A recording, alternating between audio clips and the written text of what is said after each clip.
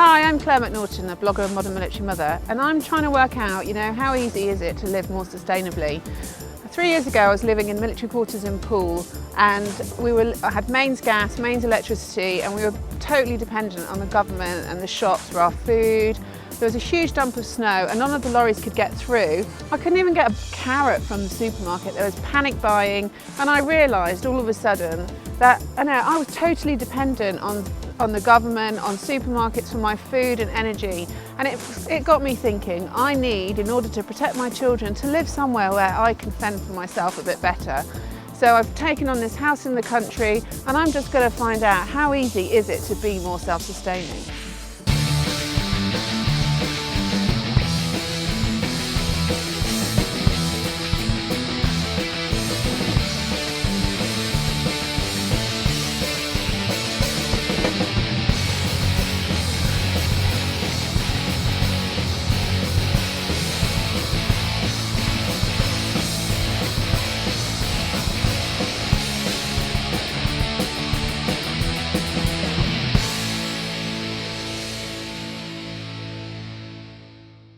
Welcome to my vegetable garden on this beautiful, sunny, glorious English spring day. As you can see, the vegetable garden is work in progress. Last year I kept 6 Gloucester old spots on the garden to turn it over a little bit, but I am no Percy Thrower, easier to say than Alan Titchmarsh. I'm not a natural gardener. All I've ever done is grow broccoli once, and so this for me is a really big journey. The plan is to put 3 saddlebacks on the patch this summer. They will turn it over. The Gloucester old spots we had as porkers, so basically you can either slaughter a pig and have it as a porker, as a baconer.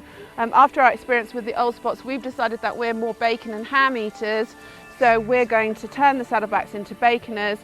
They will clear the land, and then we will rotivate it, turn it over, and begin the plan of which vegetables we're going to put into it. But can we do it? Gardening jeopardy.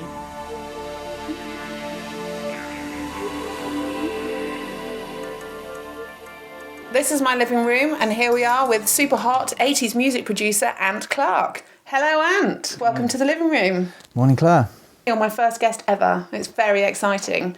So really, I want all those women out there that are 40 like me to know, who have you worked with in the past?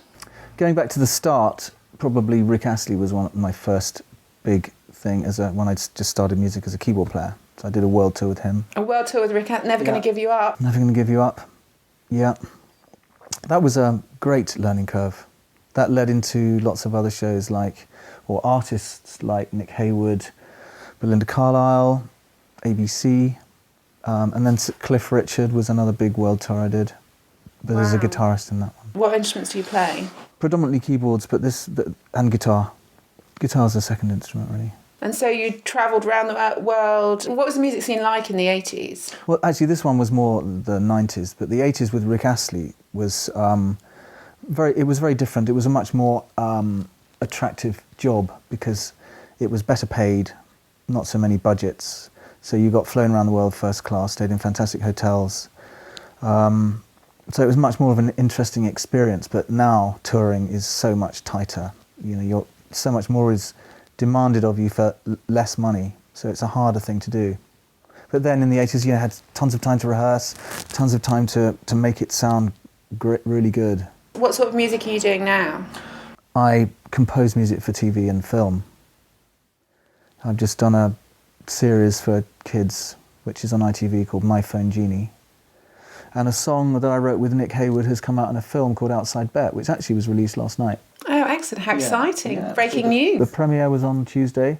Lovely film. Go and see it. It's a good film about the strike, the printer strike in the East End in the 80s. In the Wapping. Very Murdoch. Yeah. Rupert Murdoch strikes. Excellent. Very timely as well. It's a great story. Really good feel-good story. Excellent. Bob Hoskins, Jenny Agutter, and a few other more contemporary actors. But it's good. Go and see it. Brilliant. Outside Bet. Outside Bet, with a song by Nick Haywood and Ant Clark.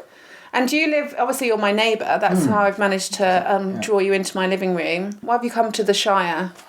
I think to get out of London, I love the peace of the country, and I was brought up in the country anyway, and I just found London too frenetic, really. And with the internet, you can work at home, you can work anywhere, really. You don't really need to be in a studio making music. You can do it all on a computer and send files over the internet. So go to London for a meeting, then come home and do the work with the piece of the country. Well, how has the digital age changed the music industry from the 80s? What does that mean for you? It means that there's not an industry or a marketplace like there used to be in the 80s. If you had a product, like a project that you could take to a marketplace, you were more likely then to be able to get a record company to say, yes, we'll give you some money to go and promote your work. But now that infrastructure has gone, because there's not an industry like it used to be. Well, I suppose there's one label, Sony. And that's it. And yeah, so your life is not your own if you're involved in the record industry, unless you're prepared to sacrifice the fact that you won't be able to have much artistic control, if any, over what you do. So really that's how it's changed. And downloads, obviously there's no record sales. So if you have a download hit and it's the #1 on iTunes, it's not going to generate a whole load of money, really. I mean, is artistic control really important to you? If you are totally sure of what you want to do, yes, it is, completely. Yeah, I mean, artistic control is very important to me. If you're a right, yeah. I mean, if you're a songwriter, the chances are, and a singer-songwriter, the chances are you have a lot of influence and you know where you want to go, as opposed to a person who wants to enter into a competition like The Voice. It's more about the exposure than anything else, and I think that's probably what they're interested in, is the exposure and the fame, which for me is not really a good enough reason to want to do or perform music. You've got to want to do it from in here, because it's what makes you creative. Yeah, it's part of who you are. It's who you are. Whether you sell 1 CD or 100 million, you it's create who you are. music because that's what you do, not because of the celebrity the rewards tag. and the benefits, absolutely. Although obviously on some level you've got to find that balance between earning a revenue or an income or earning money from it as well. Yeah, I suppose you could do that, but there is now the technology available, so you can make your own. Even if you don't know the techniques yourself, you can find someone or a producer like me who will make something for you. You pay them a bit of money, then you can press your own CDs, put them in the back of your car, and go around the country doing gigs and selling CDs. So you can make money doing that. Probably enough, not a lot, but enough to, feed yourself. Let's just talk about living more sustainably, and let's talk about your chimney fire. Bear and I just moved into the cottage, and we didn't have any oil in the boiler. And we had a wood burner, so the only way that we could keep warm in that really bad winter, when it went down to -15 or -17, was to get as much wood as we could. So I was scrambling around in the woods with a chainsaw for anything I could get, and a lot of it was a bit damp. So we had a chimney fire. We were on our way to London, and someone saw some smoke coming out of one of the tiles. And so we called the fire brigade, obviously postponed our trip to London.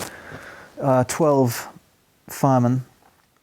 And the lintel over the fire just had been smouldering and then going out, re-smouldering, and just doing that over a period of months. Okay. So, yes, that was pretty nasty, but it could have been pretty nasty, but wasn't.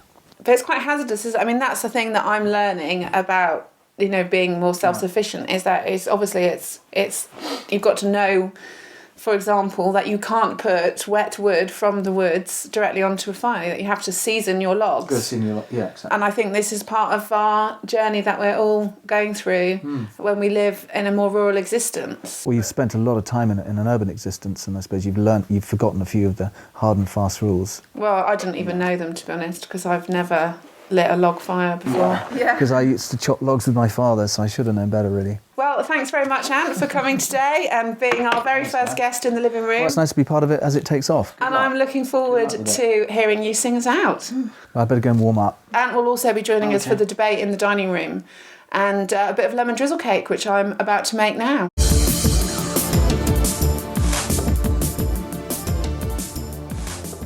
So we're in the kitchen. I've got 4 guests coming over this afternoon for a debate in the dining room, so I'm going to cook a cake. It's a lemon drizzle cake. It's a 1-take cake. If it goes wrong, there's no cake. The cake that I'm cooking is the Hairy Biker's family cookbook, Mum's Knows Best. It's on page 39. It's a lemon drizzle cake. I've never cooked it before. I'm doing what you do. You choose a recipe and you roll with the cake. So I've got the ingredients which I've prepared earlier. preheat the oven, which I've done, and you line the base of a loaf tin, which I've done, and you cover it with oil. I've taken a shortcut, so I'm using the Fries Light 1 cal spray. I don't know if it's going to work, never done that before, but it was much easier than rubbing butter all over it. So I've sprayed the tin, and now I'm going to put some parchment paper in it. I'm taking the sugar and I'm going to put it in my food processor, which is over here. I've pre-chopped up some butter, and also I did read in a recipe book recently that in order to make cakes, butter needs to be soft. So I've had the butter out all day. It's a bit of planning and preparation in the one take cake. So I've got the flour, so I'm going to put that in there as well. Let's get rid of the flour. So the flour is 200 grams of self-raising flour, which I haven't sifted. And then baking powder and eggs. Now these eggs were freshly laid today by my chickens. So I'm just going to crack them and whack them in like that. Or crack the eggs like the Swedish chef from the Muppet Show. There the egg, put the eggs in the processor. And the lemon zest, so I zested some lemon, so I'm doing that. Here, stick that in. Half a teaspoon of baking powder. That's like, I don't know, half a teaspoon. Looks like half a teaspoon to me. Stick the lid on the blender, which I do. Put it on there, put it on a pulse setting. I'm going to put my hand over it, no expense spared. And give it a quick blend. Makey the cakey. It's not quite sustainable living because obviously I would be stirring it myself, but I'm not going to do that because I'm lazy. So make it to a nice thick and smooth texture, so that turn it off. I have forgot to get my spoon, so I'm just going to have to go and get my spoon. Here I am, I'm back with my spoons. Okay, so I'm going to spoon it into the cake tin. As you can see, I don't bake very often, so I don't know how long this is going to take or how difficult it is, which is what it's like normally, isn't it? Like, you don't know what you're doing until you do it, and so I don't know what I'm doing now until I do it. Right, oops, oh, it's a bit sticky. Oh my God, it's really sticky. Cooking Jeopardy, hashtag Cooking Jeopardy. See, oh God, how do they make it look so slick on the telly? Not a domestic goddess. Actually, my son did tell me once that I wasn't a yummy mummy. I was, in fact, a yucky mummy. It's quite hard work, isn't it, baking a cake? It's definitely easier to go to the supermarket and buy a cake, that's for sure, with a few more guarantees as well, but maybe you don't have the job satisfaction. So I'm now going to spread the cake mix so it's level. Now that I've spread it out nice and smooth, I'm going to put it into the oven and cook it for 35 minutes.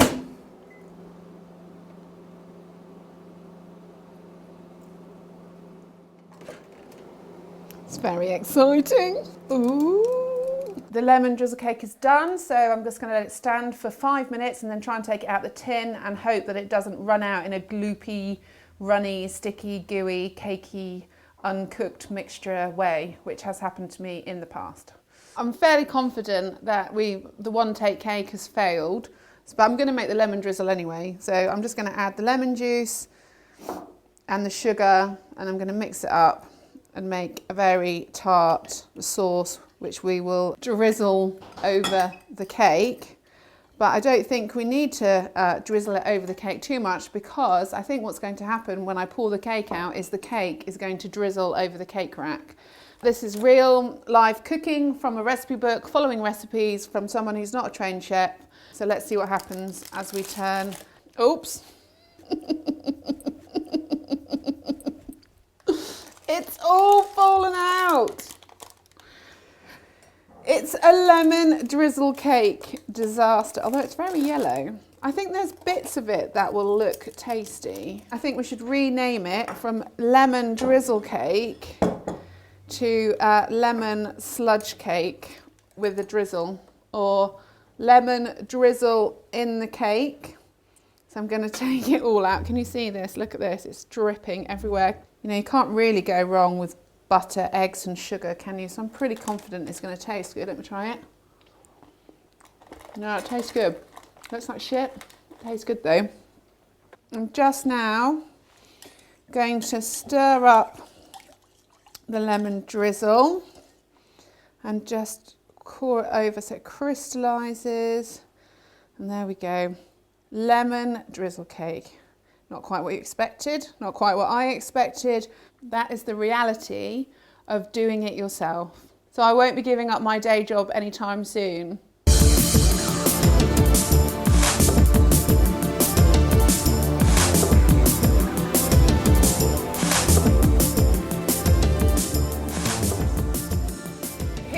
We're having a debate in the dining room. We're having lemon sludge cake, and we're just talking about how realistic is it to be self-sufficient. So, Marianne, you are a political commentator. So, first of all, I think it would be just good if you could talk about any potential apocalypses that, as a society, that we could face in the current climate. Now, the first one is another terrible banking crisis. If you think back to 2008, when Lehman Brothers collapsed, the government admitted that we were just 2 hours short of the cash machines running out of cash. Now think of that. If you couldn't get any money, you wouldn't be able to buy anything. And what would you do? What would you eat? So that's one problem. And, if the Eurozone has another crisis, has a serious collapse, if there's a banking collapse in the Eurozone, that could affect our banks here because they're very exposed to that. So we could end up with just no money to spend, not being able to buy anything. Another possible apocalypse, as you call it, is a terrorist attack with biological or chemical weapons. It's all right it's not all right for the people who are blown up by a bomb, but a normal bomb only hurts the people who are hurt by the bomb. But if they let off some sort of biological or chemical weapon, you could end up with the whole of London and the southeast, say, potentially shut down because they don't want the infection to spread, the contagion to spread. And a third one is something like a really virulent type of bird flu, which passed to humans, where you would be terrified of leaving your house for fear of catching it and dying. So there is an element of wiseness in those people that are trying to live a more sustainable existence. Yeah. I mean, I think it's a good idea in itself, but actually they're going to be the best prepared if the worst happens. Yeah, sure. My feeling is that it's impossible to be self-sufficient in the current environment. It always will be hard work when you've got animals who depend on you for feed and for care and to nurture. But if you're willing to get out there and do the hard work and forget about what's the lesser important things of your life and organise your life, then it can be done quite easily. Where we fall down at the moment in the UK is the red tape stops us doing that. The paperwork and the disease control that they have in place, which is only a good thing, it stops the smaller people wanting to do it. Because it starts to cost too much money for them. It then doesn't become viable. So how many animals have you got then, Stuart? We've got 4 breeding sows, pigs, and 14 piglets from those.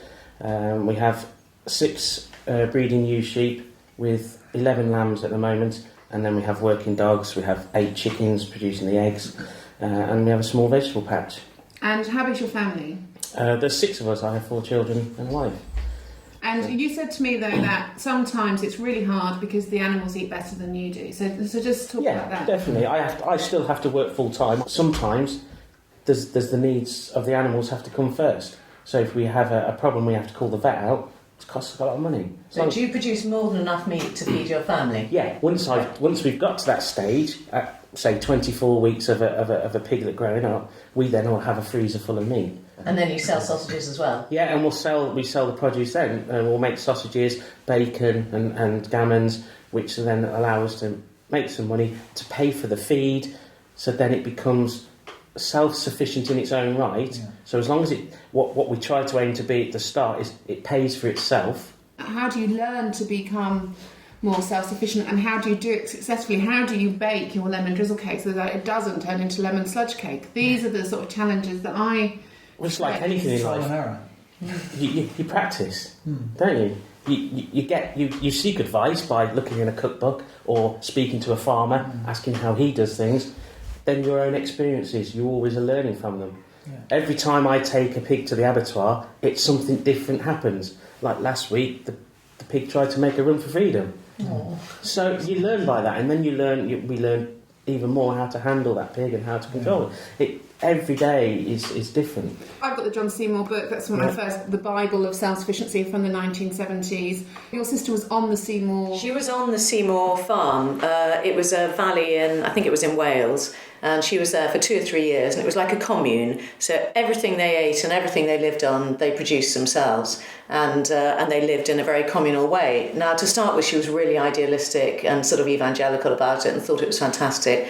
By the end, she was so bitter because it became incredibly political, and they all ended up bitching at each other and hating each other, and it just fell apart. Actually, the way most communes do, they always start off with incredibly high ideals, and in the end, people just can't bear to live so closely alongside each other. And were they able to create a sort of self-sustaining economic environment for themselves? They did. It was very hard, I think. I mean, it was a very hard life she led, and it was cold and wet and miserable a lot of the time, particularly in the winter, but they did manage it, but not without a lot of tension. And what's your sort of contribution to your own self-sustaining environment?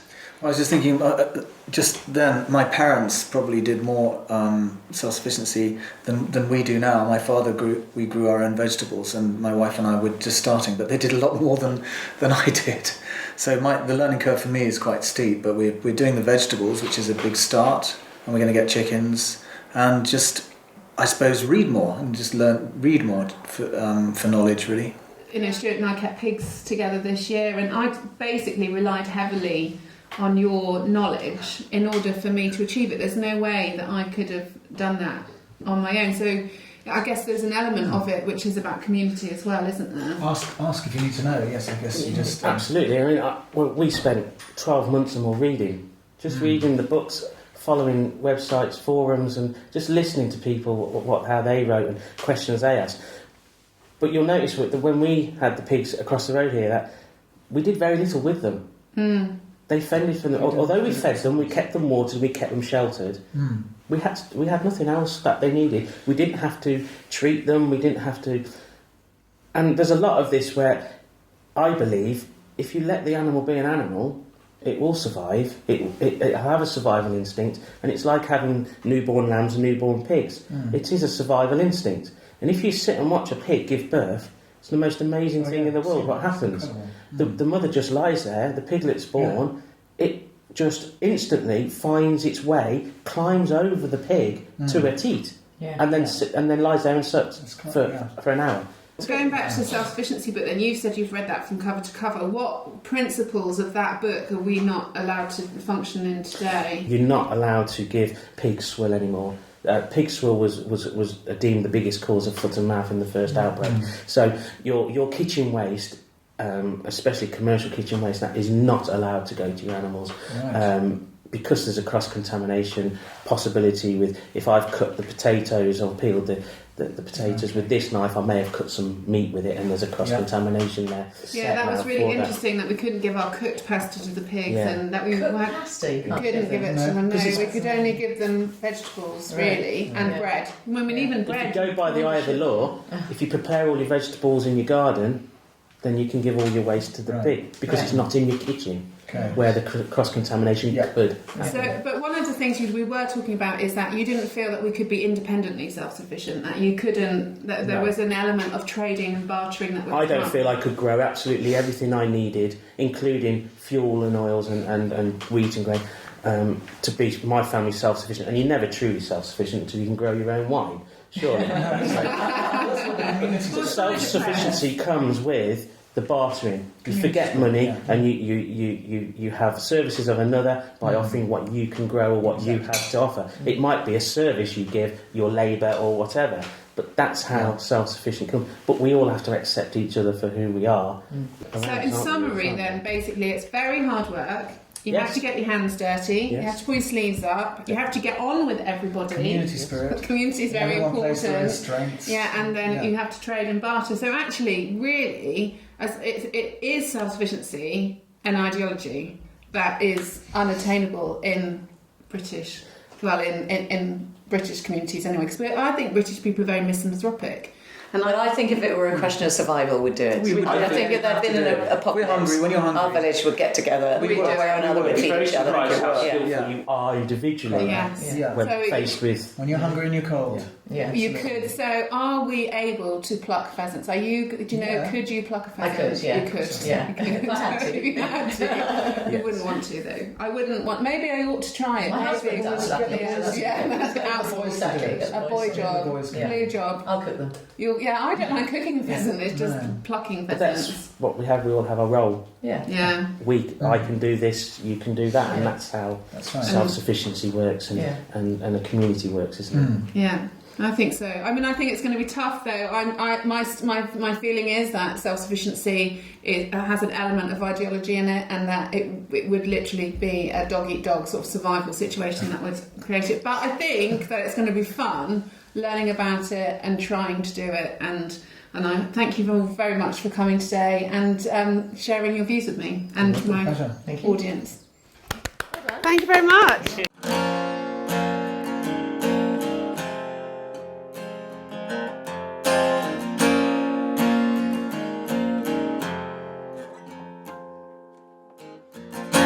Trees go rolling by. The road is clear, so I must keep on moving. Listen to the voice inside. It's the only thing this beast will keep on feeding.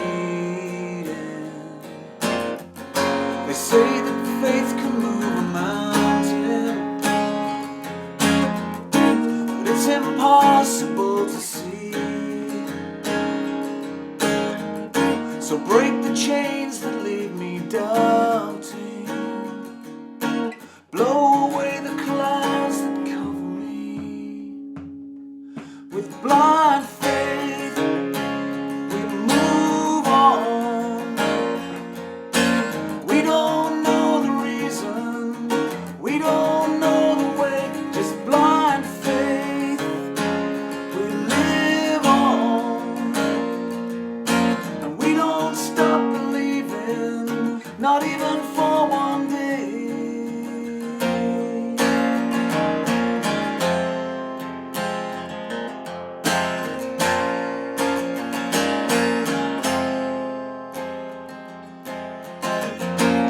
Life can draw you down.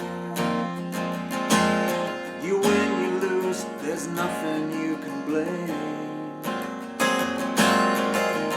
Your dream has gone to ground, but in the morning it'll be coming back again. Every sign on the road, another new horizon. We're not gonna lose our way until the waves don't meet the shoreline. I know that we will both be here to stay. With blind faith, we move on. We don't stop believing, not even for